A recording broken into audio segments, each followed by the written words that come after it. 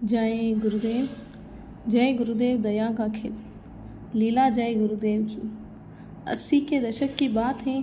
उन दिनों में BSc का छात्र था। घर से पढ़ने जाता था। महाविद्यालय की 2-3 दिन की छुट्टी थी।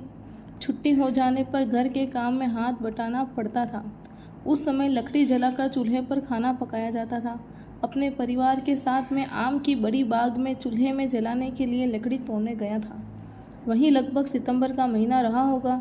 उस समय के मौसम में सूखी लकड़ियाँ ज़्यादा मिल जाती हैं।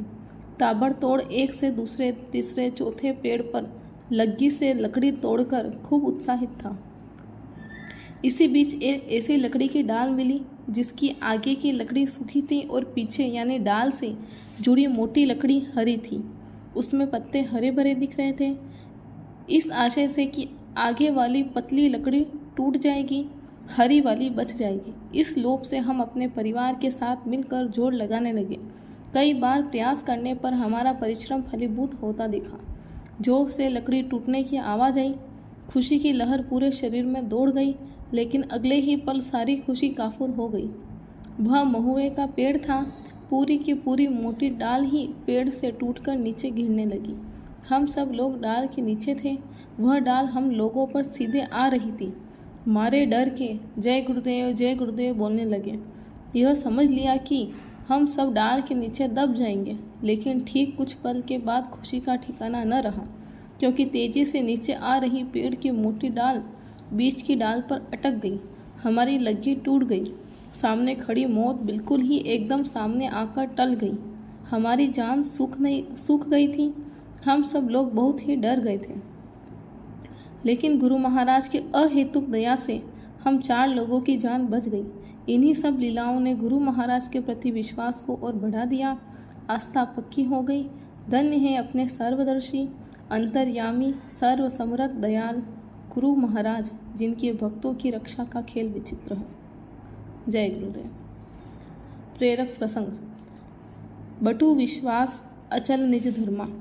एक बार की बात है, एक महात्मा जी अपने शिष्य के साथ बैठे हुए थे। एक मुल्ला जी हज करने जा रहे थे। उन्होंने सोचा कि संत जी से मिलता चलूं। वो संत जी के पास आए और लगे मक्का मदीने की तारीफ करने। संत जी सुनते रहे और हाँ में हाँ मिलाते रहे। शिष्य से न रहा गया तो उसने मुल्ला जी का सिर पकड़कर संत जी के चरणों में झुकाकर कहा कि मुल्ला जी, यहाँ मक्का मदीना और हज तीरथ सब चरणों में पड़े हुए हैं, यहाँ सब बैठे हुए हैं। मुल्ला जी नाराज हो गए। संत जी ने भी अपने शिष्य को फटकारा और कहा कि तुम जाओ और मुल्ला जी को पहुंचाकर तब लौटना।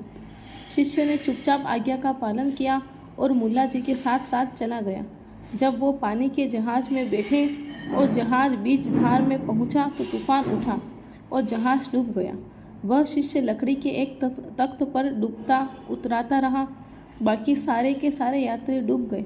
शिष्य के सामने एक हाथ आया और जोर और आवाज़ आई कि मेरा हाथ पकड़ ले, मैं तुझे पार कर दूंगा। मैं ही वो अनामी पुरुष हूँ। शिष्य बोला कि मैं तो केवल अपने गुरु का ही हाथ पकड़ूंगा, तुम जाओ। वह हाथ गायब हो गया। दूसरा हाथ सामने आया। आवाज़ आई कि मैं तेरे गुरु का गुरु हूँ, तेरे गुरु को पार किया, तुझे भी पार कर दूंगा, मेरा हाथ पकड़ ले। वह बोला मैं तो केवल अपने गुरु का हाथ पकड़ूंगा, तुम जाओ।